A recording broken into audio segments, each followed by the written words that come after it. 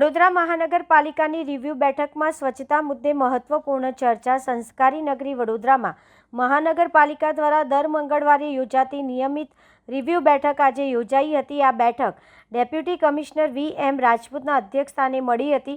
બેઠકમાં ખાસ કરીને શહેરની સ્વચ્છતા વ્યવસ્થાને કેન્દ્રમાં રાખીને મહત્વપૂર્ણ ચર્ચા કરવામાં આવી હતી. રોડ રસ્તાની સાફ સફાઈ વધુ અસરકારક બનાવવા, ગંદકી ફેલાવનારાઓ સામે દંડાત્મક કાર્યવાહી કરવા તેમજ અન્ય સંબંધિત મુદ્દાઓ પર વિસ્તૃત વિચારણા કરવામાં આવી હતી. શહેરના વિવિધ વિસ્તારોમાં સ્વચ્છતા કામગીરી વધુ સુવ્યવસ્થિત અને ઝડપી અમલમાં મૂકવા માટે અધિકારીઓ દ્વારા જરૂરી સૂચનાઓ આપવામાં આવી હતી. આ બેઠકમાં સેનેટરી ઇન્સ્પેક્ટર તેમજ મહાનગરપાલિકાનો સ્ટાફ મોટી સંખ્યામાં ઉપસ્થિત રહ્યો હતો.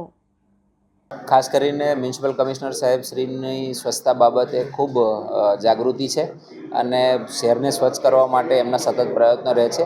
એમના માર્ગદર્શન અને સૂચન અનુસાર આપણે દર વીકે સેનેટરી ઇન્સ્પેક્ટરો, એએમસી, સફાઈ સેવકો એમની બધાની મિટિંગ રાખીએ છીએ અને એ સંદર્ભમાં ખાસ કરીને એમને જે ટાસ્ક આપેલા છે એ સંદર્ભમાં કામ કેટલે પહોંચ્યું છે, શું થયું છે, સફાઈમાં કેટલે પહોંચે છે, આગામી સમયમાં આગામી માસમાં ખાસ કરીને સ્વચ્છતા સર્વેક્ષણનું આપણા એમાં નોમિનેશન થયેલું છે.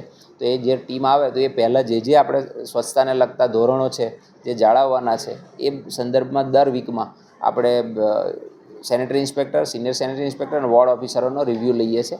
એ બેઠક આજે રાખવામાં આવેલી હતી.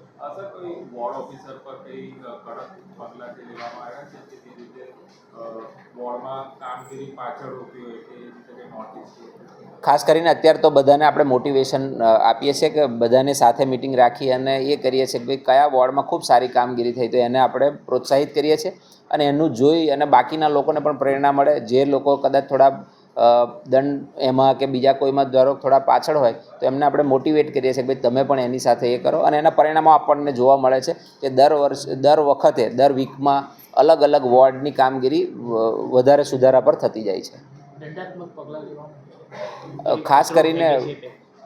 ખાસ કરીને એ તો અમારા તરફથી ચાલુ જ છે અને ઓલમોસ્ટ દર વખતે દર મહિને વધુને વધુ દંડ અમે ગંદકી કરનાર લોકો પાસેથી વસૂલીએ છીએ.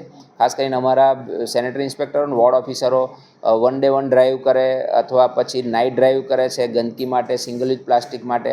આ બધા માટેના દંડ જે અગાઉના મહિનાઓ કરતાં પણ વધારે લઈ રહ્યા છે.